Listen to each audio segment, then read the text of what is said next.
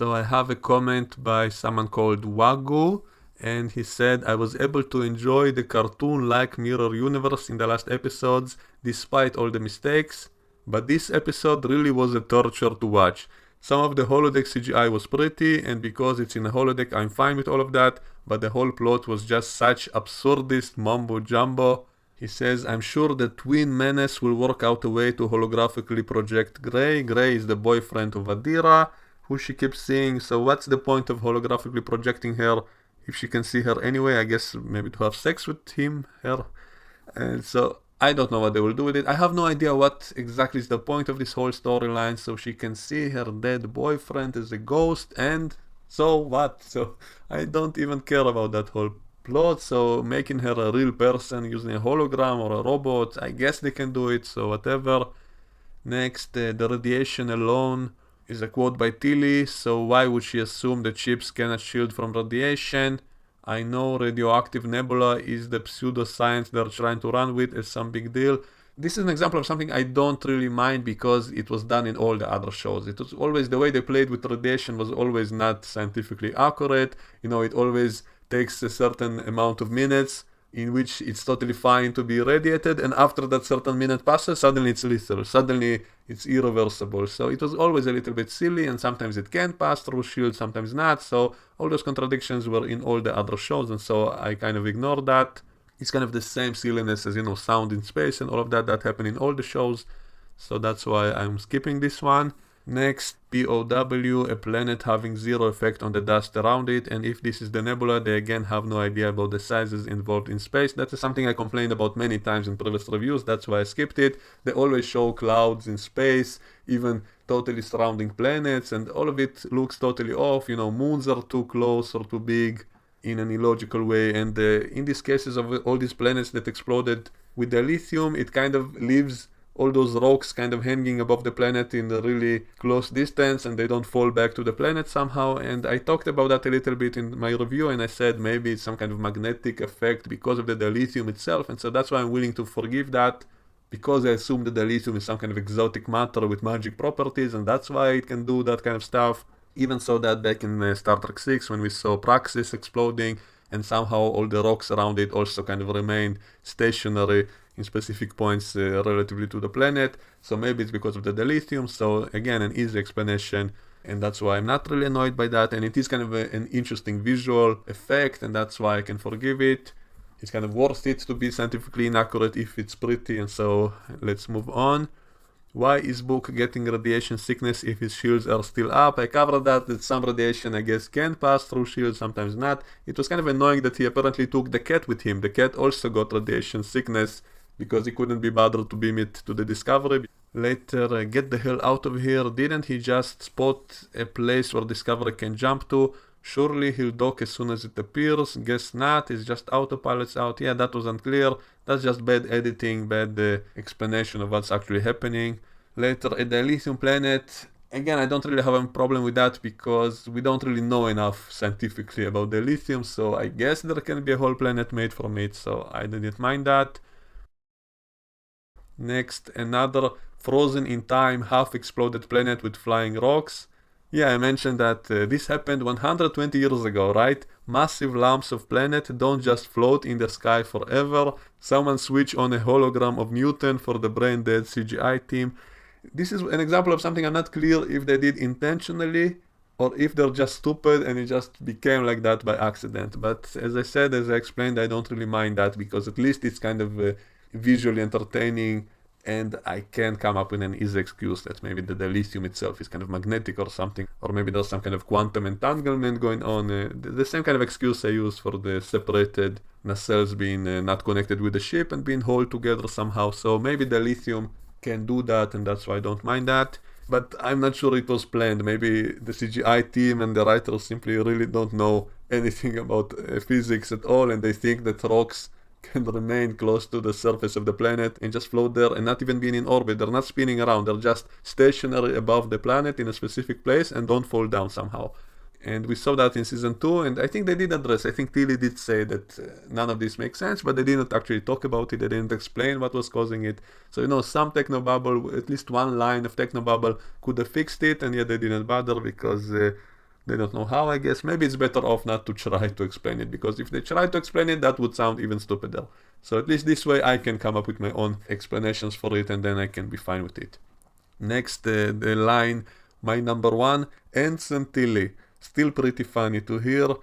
Yeah, that's ridiculous, but this is made by the same people who made Star Trek 2009, in which they made Cadet Kirk into Captain right away in a few days, and so it's not really surprising at this point. They always kind of were against the very idea of a chain of command. They always said, in season 2, Pike said, skip your ranks, they don't matter. He didn't want to hear people's ranks, he just called them by name. And so in these new shows and movies, they kind of behave as if there is no chain of command, there shouldn't be one. And so that's kind of their ideology, I guess, so whatever.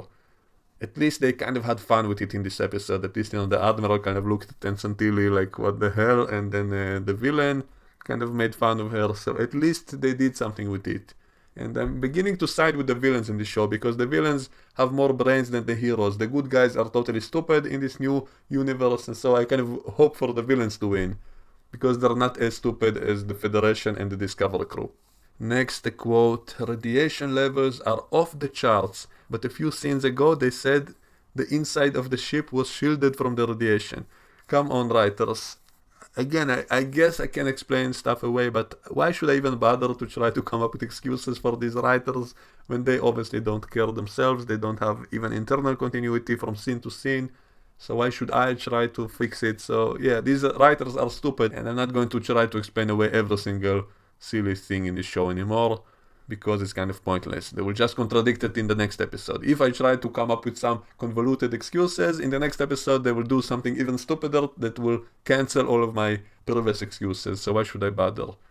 Hardly a big surprise, Michael is going on the away team, is it? Of course she is. She's the best at everything, so why shouldn't she go? But again, that's something that was common in all the other Star Trek shows. The main heroes always are the one to go to the important away missions. Riker and TNG or Kirk and Spock in the original, they always were the ones to go, so not really a huge issue. And at least this time they gave the other characters something more to do. It wasn't just her doing everything, so it wasn't as bad as the previous episodes. Prick yourself when you freak out, Tilly. Wonderful advice. Yeah, she had to play with that thing under the chair, because there is a design flaw in all Starfleet chairs. Did they have that loose piece of metal under the chair or something? Yeah, that was kind of stupid. Where's Insect Head? You mean that octopus head guy? I guess he's sleeping. I don't know. I guess he took a break. Maybe he left the ship. Maybe he went on the ship of that other captain, because we saw in the Starfleet headquarters, we saw there's a captain of another Starfleet ship, which is also of that species of the octopus heads. And so maybe Ensign Octopus Head transferred to that other ship to be with the captain of his own species, so maybe that's why he disappeared. Or she, I don't even know the gender of that character. They never gave any lines to that character. We don't know the name of that character. It's just Octopus Head, and so why did it disappear? I have no idea. We also have these new aliens with the spiky heads that are similar to an alien we saw in the Orville. I made a comparison video on my other channel. Someone also told me it's similar to a creature from a movie called Jeepers Creepers. That was a similar design. And it's funny how in this show, anytime they introduce a new makeup, a new alien design, suddenly these aliens are everywhere. Suddenly all the old Star Trek aliens totally disappear, and only the new aliens suddenly are everywhere. And so in this recent episode we saw the same kind of spiky head alien in that simulation, just as we saw in Starfleet headquarters. What is this bollocks? Oh, chance for Saru to skip makeup day, I guess.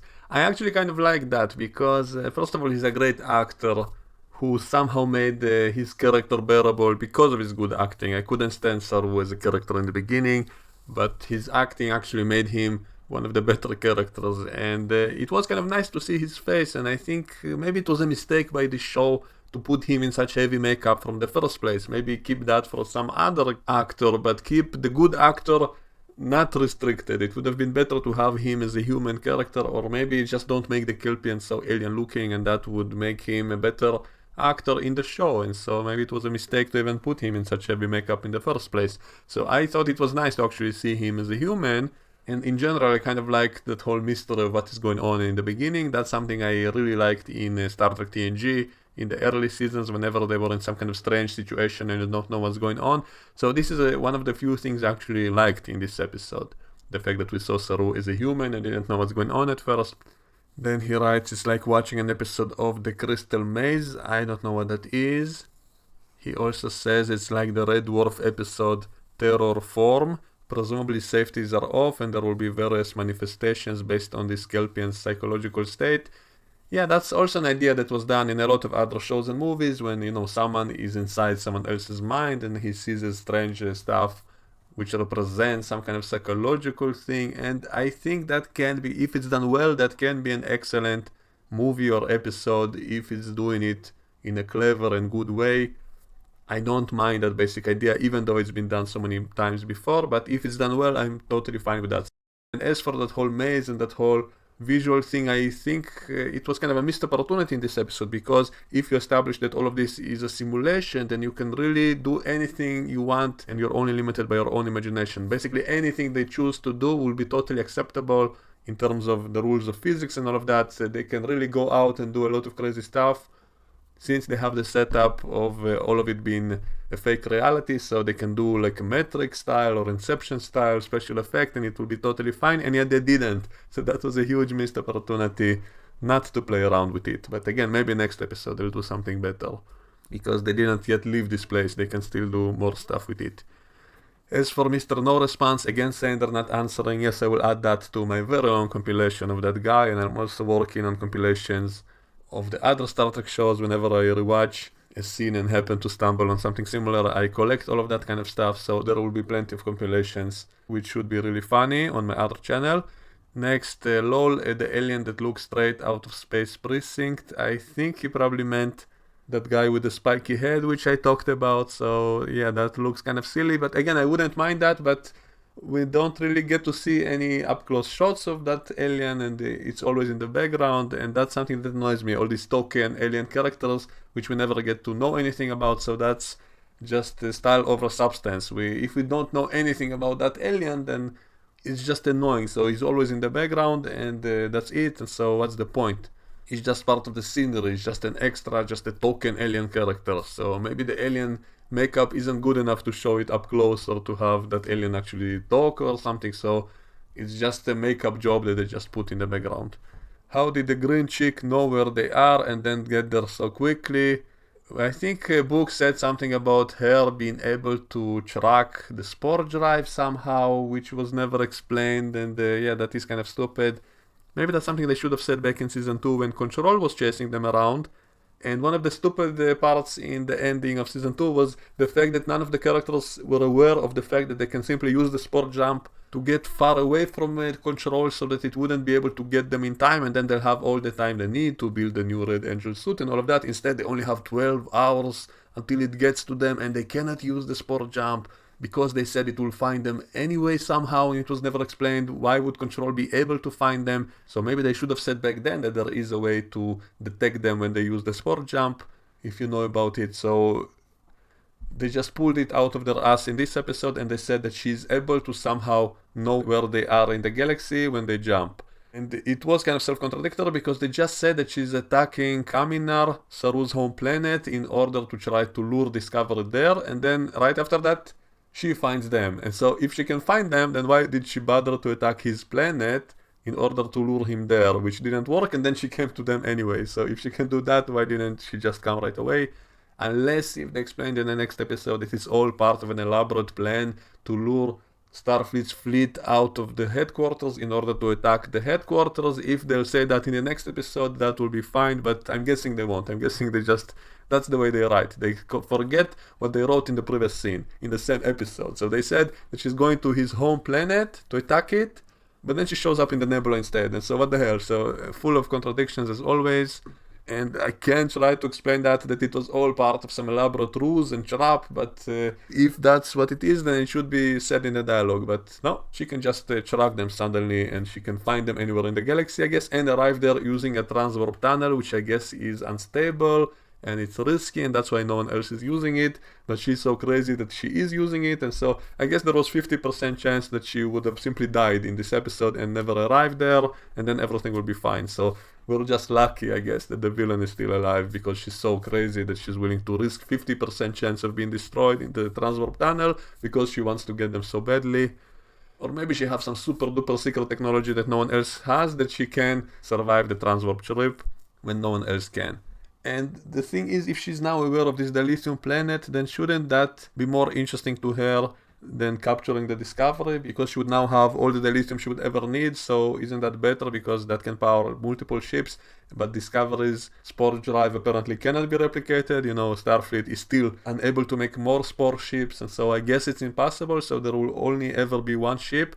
And apparently you can get places around the galaxy just as quickly through the transwarp tunnel as with the spore jump, and so why would anyone even need the spore jump anymore?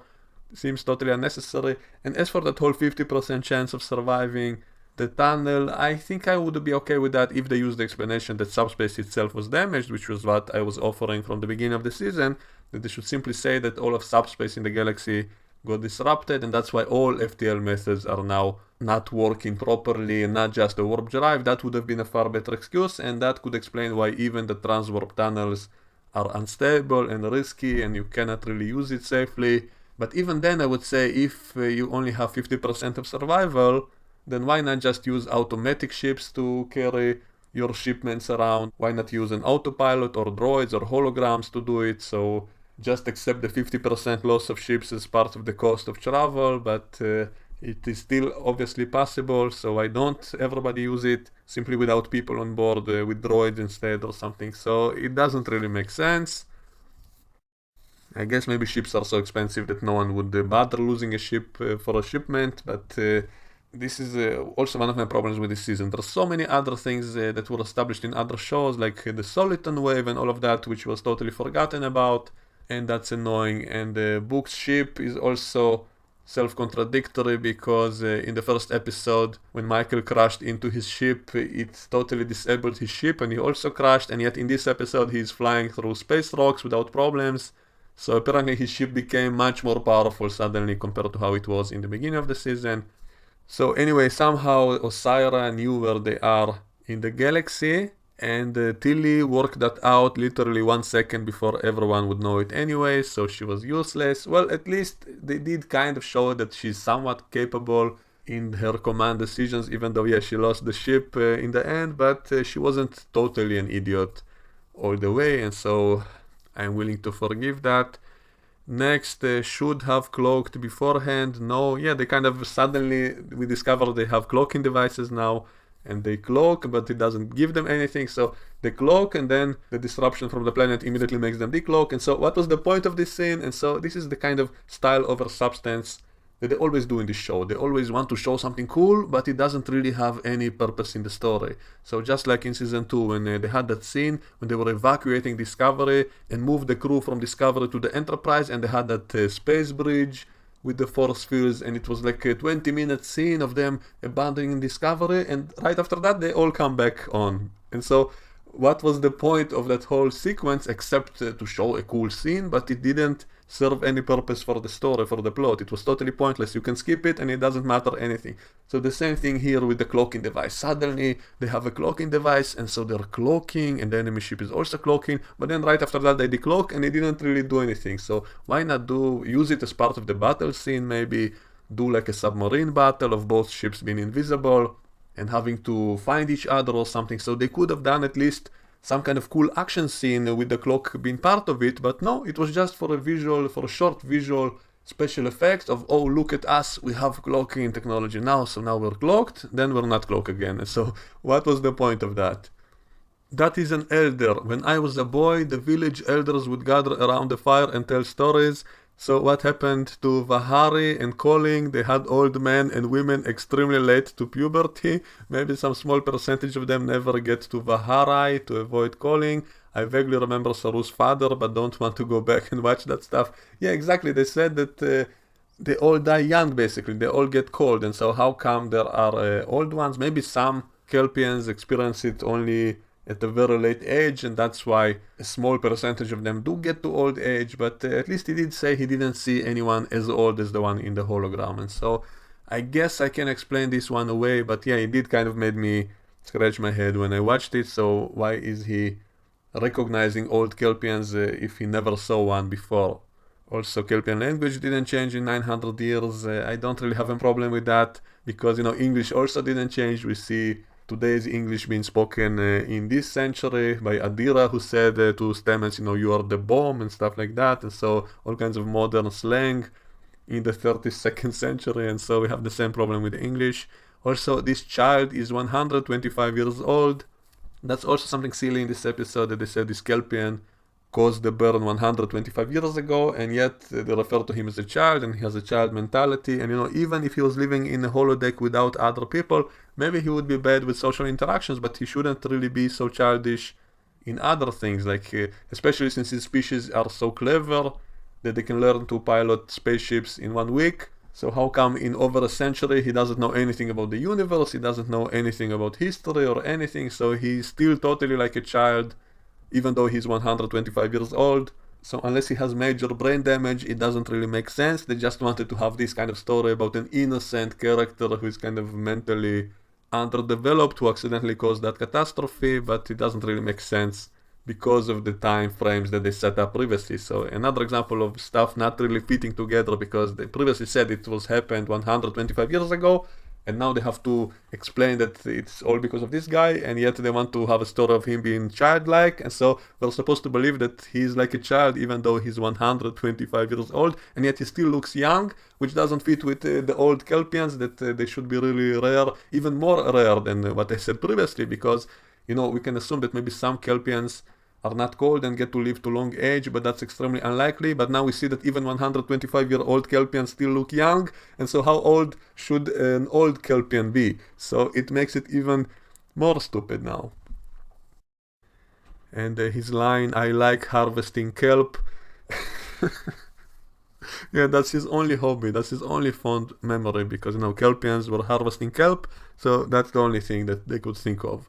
Then he writes, "The burn was caused by some spastastic Kelpian having a bad dream on a dilithium planet." Why doesn't Adira have her own badge? Because reasons, I guess. They just had to have a scene to set up her appearance later on booked ships, so they had to mention her in the dialogue that she takes a badge, that she's planning something. And so if not for the fact that she has to take a badge, then we wouldn't know that she's planning something, so that's why they had to write it like that. So this is like a reverse writing. So they have a certain scene they want to get to, they have to set it up, and if it doesn't make sense, they will make it make sense by doing illogical things. And so she needs to take a badge, we need to hear it, so she cannot be talking to herself, even though actually she could have talked with herself, and that way we would know. She could have said that to Gray. She could be talking with Gray, who is invisible to anyone else, and tell Gray that she's planning something. Gray could have asked her what you're doing, and then she said, I need this comm badge. Or she could have said, I'm enhancing this comm badge because I'm planning to beam through the radiation or something. So they could have set it up differently in a way that would have been organic to what was done previously. And instead, no, they had to make her ask someone else for their badge because she needed to beam to the planet and she didn't have her own badge for some reason. And I don't know why they write it like that. This is just stupidity. Next, how does this stuff relate to that melody they kept hearing all over the galaxy? It would be really fun if they totally forget about it and just don't address it, but I'm guessing maybe that Kelpian was singing that melody, and that also somehow was transmitted to the whole galaxy. Maybe that whole dilithium planet is acting like a lens, and whatever that Kelpian is doing there is somehow gets transmitted to the whole galaxy. I don't know. We'll wait to see if they explain it. It will be funny if they just forget all about it. That's probably what will happen. Next, space tentacles. Yeah, that's one of Kurtzman's fetishes. He wrote the 2009 movie, which also had Nero's ship be made of those giant tentacles. And then we had those robot tentacles in season 2. And in Star Trek Picard, we had the robot tentacles. And in the lower decks, we had the Packlet ship send tentacles to capture the Starfleet ship. And now here, again, we have a ship sending tentacles to capture the Discovery, and so, yeah, we have kind of a pattern, just like with the eye torture thing, which Kurtzman is a fan of, apparently, so he's also a big fan of space tentacles grabbing other ships, so it's not surprising to me anymore. Book flying into a rock, I discussed that. He can somehow now survive crashing through the lithium rocks, and yet he couldn't survive when Michael crashed into his ship in the first episode of the season. Next, well done, Tilly. I thought you might have a booby trapped the chair for Orions or something since there's none on board to show your smarts. Yeah, I kind of half expected that as well when, when Osira beamed over and captured the ship and then she asks to sit on the chair and Tilly refuses. I also kind of expected that maybe Tilly planned for this somehow, that maybe she set some kind of trap for her. Maybe having to do with that little thing she was playing with under the chair. Maybe I was half expecting her to pull it out as a nail and use it as a knife against her or something. So no, she never did anything. So why not plan some kind of trap just in case this happens? Maybe the chair would have those automatic seat belts and would capture her and electrify her or something and then keep her hostage so that the bad guys will release the other crew. So that would have been clever and smart. So of course it's not in this show. If you're looking for something clever, it will not be in this show probably. She already knows what they say when they do their jumpy thing, since they said it with comms open. Yeah, there's that scene of, again, recycling the same joke from Lower Decks when every captain has to have his own saying of how to jump to warp or something. And so Osira, after she sits in the chair, she asks them what they say, and it's just before she plans to sport jump the ship. And yet, in a previous scene, in this same episode, she heard Tilly saying Black Alert when she wanted to sport jump away.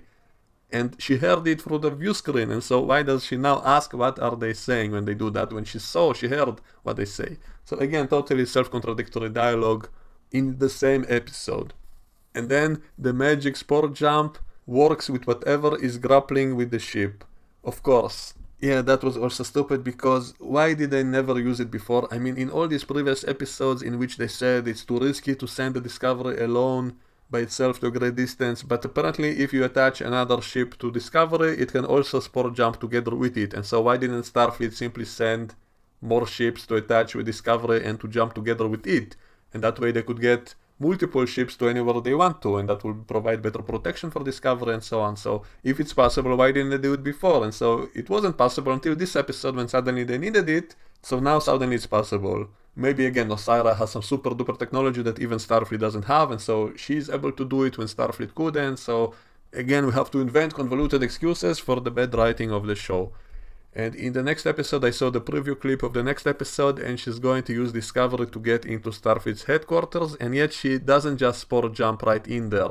Instead, she arrives at a distance, and then she will pretend as if her big ship is firing on the Discovery, so that they will let the Discovery into that bubble, which by the way is very similar to a scene we had in the last episode of The Mandalorian, when they were also faking an attack on the shuttle, so that Moff Gideon would allow that shuttle to get into his ship without checking it first, because he wants to save that scientist and so on. And so we have a similar scene in the next episode in which Osira is doing that kind of trick, pretending to shoot on the Discovery so that Starfleet will let it into the bubble.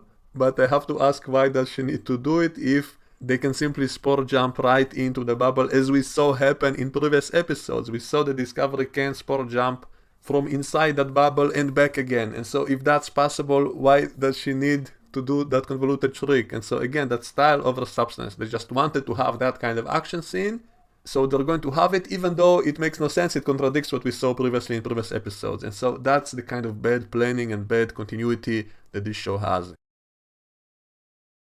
So all of these were really great points, and let's now read some more people's comments. Someone writes, as a lifelong Star Trek fan, I stopped watching the show mid-season 2 because I could not take that trash any longer. I only watch your reviews to check in how bad it can get. It has become so ridiculously dumb that I have a hard time believing your plot summaries. The burn was caused by a screaming Kelpian. That is just so random and out of nowhere nonsense. Interesting how Disney seems to have managed to turn the whole Star Wars franchise around with Mando. I think Star Trek, it is too late for something like that to happen. It is effed up beyond recognition at this point, and I don't see how they can bring me back as a fan. It is just over, what a shame.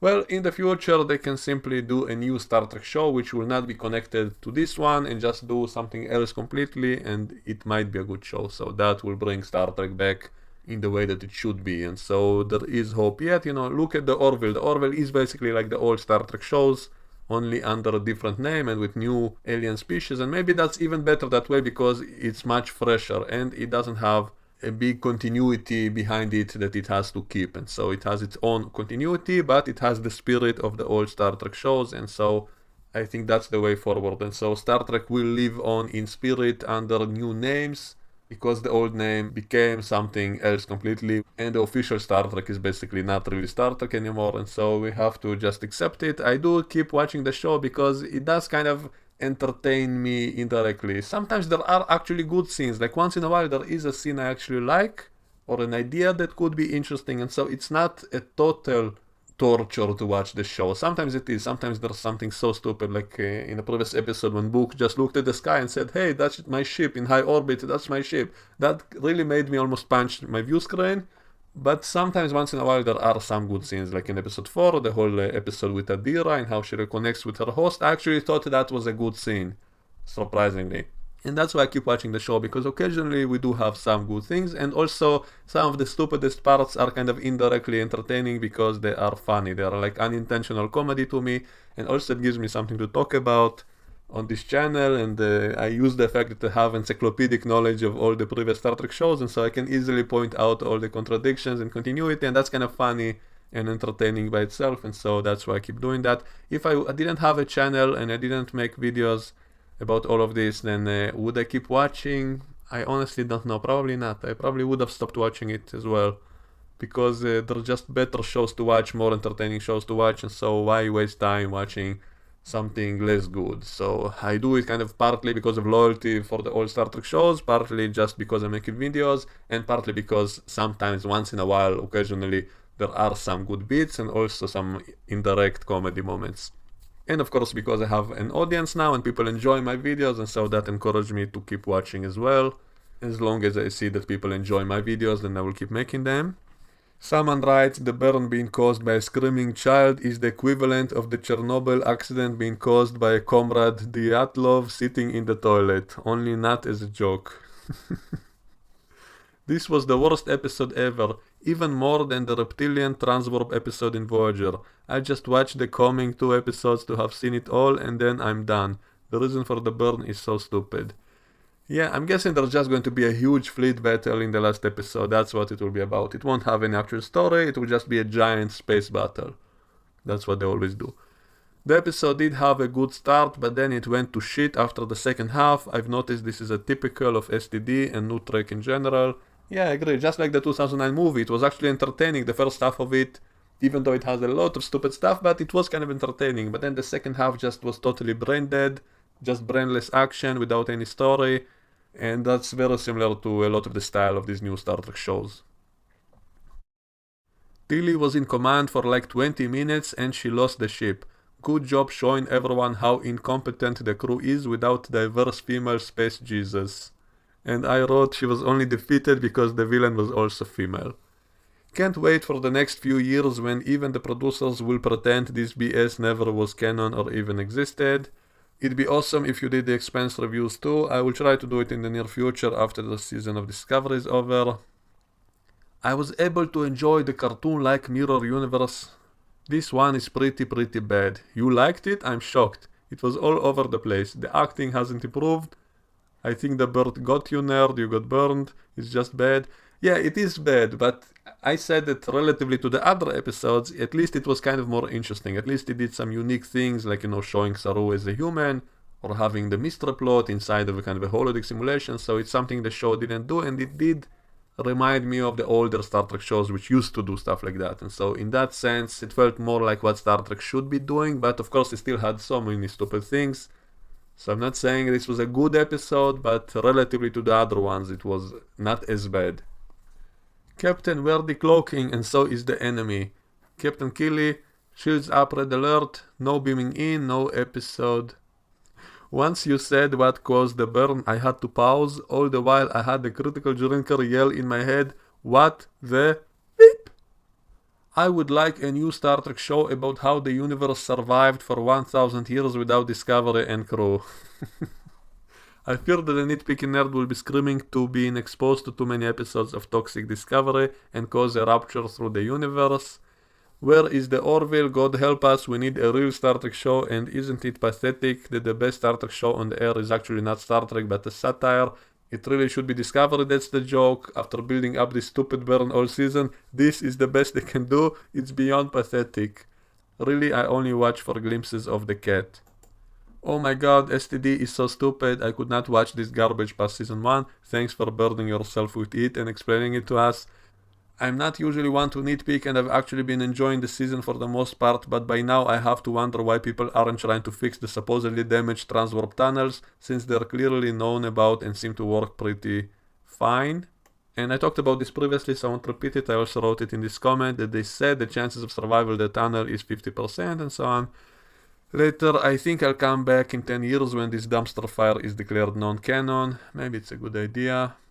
Sounds like you're just using this platform to complain because you guessed wrong about the burn. And I wrote to him, sounds like you're using the comment section platform to complain because you guessed wrong about this video. So it's really funny, like I don't mind people disagreeing with me and all of that, but I don't like hypocrisy. Like how can someone come and write a long comment complaining about me complaining about something? So aren't you doing the same thing? You know, no one is forcing you to watch this full video if you don't enjoy it, so you can stop at any moment and just watch something else. So if you're watching all the video and then complain about the video's existence, that's kind of strange, like no one is forcing you to watch it.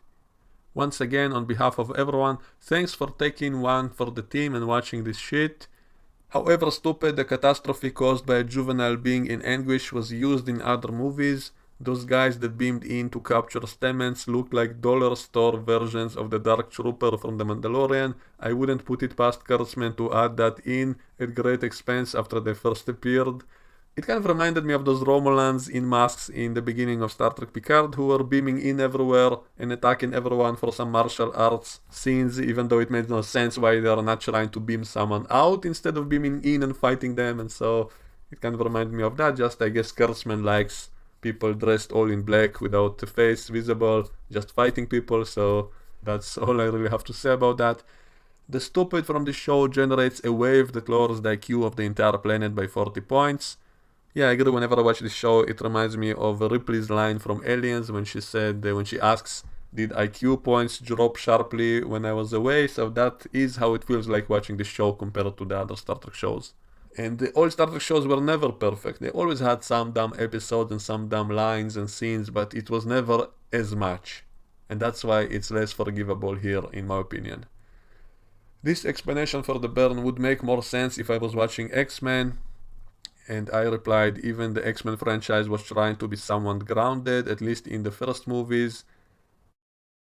So I think we covered a lot of the problems in this episode. I'm sure there are a lot more, but this is a very long video already, so that's it for now. I hope you enjoyed the video. Please hit the like button, please subscribe, click the notification bell if you want to see updates of new videos. Check out the links in my description to see all my other channels, and I will see you all next time. Bye bye.